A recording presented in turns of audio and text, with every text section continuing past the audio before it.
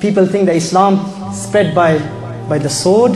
This is the sword of Rasulullah sallallahu alaihi wasallam. This is the sword of Rasulullah sallallahu alaihi wasallam. The beloved sallallahu alaihi wasallam raised his hand and placed his hand on his chest. This is how Islam spread. Rasulullah sallallahu alaihi wasallam placed his hand on his chest. Now what does Fudala say? Fudala says, by Allah. Now this is narrated by Fudala himself. He says, by Allah. Before the Prophet sallallahu alaihi wasallam placed his hand on my chest, the person I hated the most was none other than Rasulullah sallallahu alaihi wasallam. I hated no one more than my hatred towards Rasulullah sallallahu alaihi wasallam.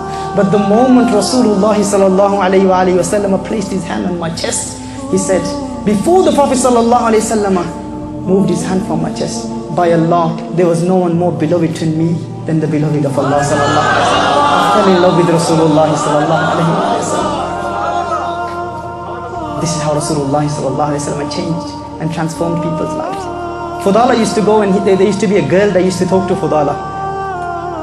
On the streets there used to be a girl that used to call Fudala.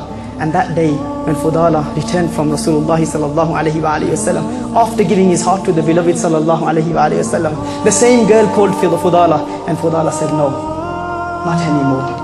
I cannot talk to you anymore. Why? Because I have sold my heart. I have sold my heart to the beloved of Allah sallallahu alaihi wasallam. I have given my heart to Rasulullah. Now I belong to the beloved of Allah sallallahu alaihi wasallam.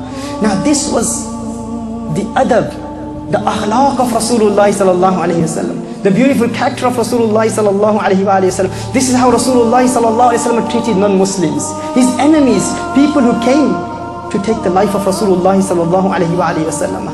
Did Rasulullah sallallahu alaihi wasallam kill him? Did Rasulullah sallallahu alaihi wasallam tell his companions that he came to murder me? He came to murder the sole purpose of creation. He came to murder. لَوْلَاكَ لَمَا خَلَقْتُ الدُّنْيَا. Oh beloved, if it wasn't for you, I wouldn't have created the universe. The entire universe was created for Rasulullah sallallahu alaihi wasallam. Did the Prophet sallallahu alaihi wasallam say that, oh companions, kill this person who came to kill, who came to take the life of the one for whom the entire universe was created? No. Rasulullah sallallahu alaihi wasallam made Fudala fall in love with him. And that's not just what one. A lot of people say this. Prophet sallallahu alaihi wasallam was merciful, but his mercy was only for Muslims. No, Rasulullah sallallahu alaihi wasallam, وَمَا أَرْسَلْنَاكَ إِلَّا رَحْمَةً لِلْعَالَمِينَ. The beloved of Allah sallallahu alaihi wasallam is a mercy for all humanity, and not only all humanity, for every creation of Allah Jalla wa Ala. And this is why I say, a lot of people when they propagate the message of Islam or the whole gatherings, they say mercy for mankind. We shouldn't say that mercy for mankind.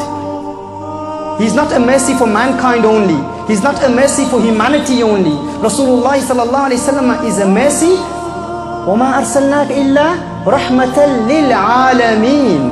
Al-Alameen. For the entire universe. For animals.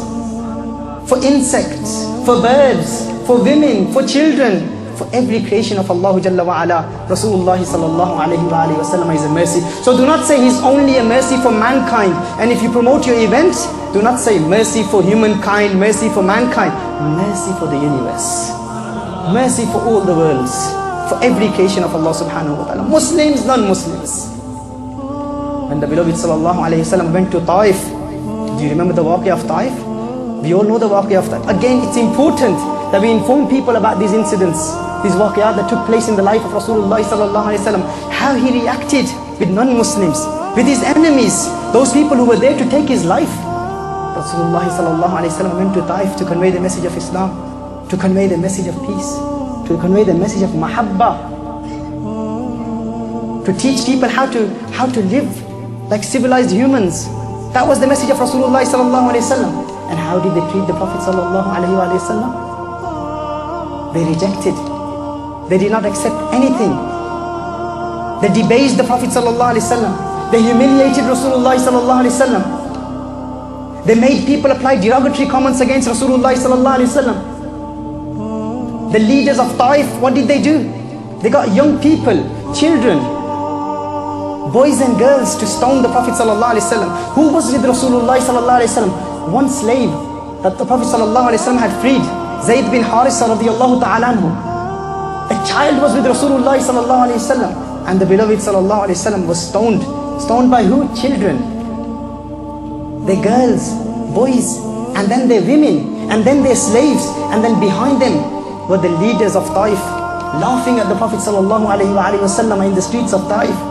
And how were they stoning Rasulullah ﷺ? They were throwing rocks at Rasulullah ﷺ, stones at Rasulullah ﷺ. And this was the time when the Prophet ﷺ, blood was coming out of Rasulullah ﷺ's body. First, Rasulullah ﷺ's feet, they were full of blood. Then the legs were full of blood. And then the Prophet ﷺ couldn't stand. And Rasulullah ﷺ had to sit down. And then they started to throw stones at Rasulullah ﷺ's thighs. And according to one narration, blood was coming out of the thighs of Rasulullah ﷺ. The beloved ﷺ couldn't move. And then, Subhanallah, Sayyidina Jibreel Amin comes. The angel of Allah subhanahu wa ta'ala. You know, a lot of us, when we convey the message of Islam, and if people react in a negative way and say that we're not going to accept your Islam, you will not accept your message of Islam, and sometimes we are demotivated, people distance us, people say no, we will not accept your message, and we get demotivated. We think that no, we've made the sacrifices, we've done so much for Islam. What have we done? This is Rasulullah sallallahu alaihi wasallam, the beloved of Allah sallallahu alaihi wasallam, and he went with the message of what? Message of peace. He didn't want anything for himself. He wanted to save these people from burying their daughters alive. He wanted them to become humans. He told them the message of peace. That was the message of Rasulullah sallallahu alaihi wasallam. Just imagine if someone treats us like this. Imagine if, say that, you know, in this day and age, if someone was to oppress you, and you could take revenge, and then you don't take revenge. Someone oppresses you, someone does some sort of zulm on you, and then you can't take revenge, and if you don't take revenge, what do people say about you? Say someone oppresses me, and then he comes here, and I've got so many friends here who can take revenge, and they say we will take revenge for you.